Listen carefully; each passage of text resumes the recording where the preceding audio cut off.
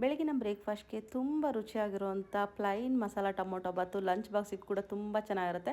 ಇದಕ್ಕೊಂದು ಮಸಾಲೆನ ರೆಡಿ ಮಾಡ್ಕೊಳ್ಳೋಣ. 1/4 ಕಪ್ಪಷ್ಟು ತೆಂಗಿನಕಾಯಿ, ಬೆಳ್ಳುಳ್ಳಿ, ಶುಂಠಿ, ಒಂದು ಮೀಡಿಯಮ್ ಸೈಜಷ್ಟು ಈರುಳ್ಳಿ, 1/4 ಸ್ಪೂನು ಸೋಂಪು, 1/4 ಸ್ಪೂನಷ್ಟು ಜೀರಿಗೆ, ಖಾರಕ್ಕೆ ಒಣಮೆಣಸಿನ್ಕಾಯಿ, ಕಲರ್ಗೋಸ್ಕರ 2 ಬ್ಯಾಡಗಿ ಮೆಣಸಿನ್ಕಾಯಿ, ಚಕ್ಕೆ, ಲವಂಗ, 2 ಟೊಮೊಟೊನ ಸೇರಿಸಿ ನೀರನ್ನ ಸೇರಿಸ್ಬಿಟ್ಟು ನುಣ್ಣಗೆ ರುಬ್ಕೊಳ್ಳೋಣ. ಈಗ ಒಂದು ಕುಕ್ಕರಿಗೆ ಎಣ್ಣೆನ ಸೇರಿಸ್ಕೊಂಡು ಎಣ್ಣೆ ಬಿಸಿ ಆದಮೇಲೆ ಪಲಾವ್ ಸ್ಪೈಸಸ್, ಪಲಾವ್ ಎಲೆ, ಚಕ್ಕೆ, ಲವಂಗ, ಮರಾಠಿ ಮೊಗ್ಗು ಏಲಕ್ಕಿನ ಸೇರಿಸ್ಕೊಂಡು ಸ್ಲೈಸಾಗಿ ಕಟ್ ಮಾಡ್ಕೊಂಡಿರೋಂಥ 2 ಈರುಳ್ಳಿನ ಹಾಕಿ ಈರುಳ್ಳಿ ಟ್ರಾನ್ಸ್ಪರೆಂಟ್ ಆಗೋವರೆಗೂ ಎಣ್ಣೆಲಿ ಚೆನ್ನಾಗಿ ಬಾಡಿಸ್ಕೊಂಡು ಕಟ್ ಮಾಡಿ ಇಟ್ಕೊಂಡಿರೋಂಥ ಸ್ವಲ್ಪ ಕೊತ್ತಂಬರಿ ಪುದೀನನೂ ಕೂಡ ಎಣ್ಣೆಯಲ್ಲಿ ಫ್ರೈ ಮಾಡ್ಕೊಳ್ಳೋಣ.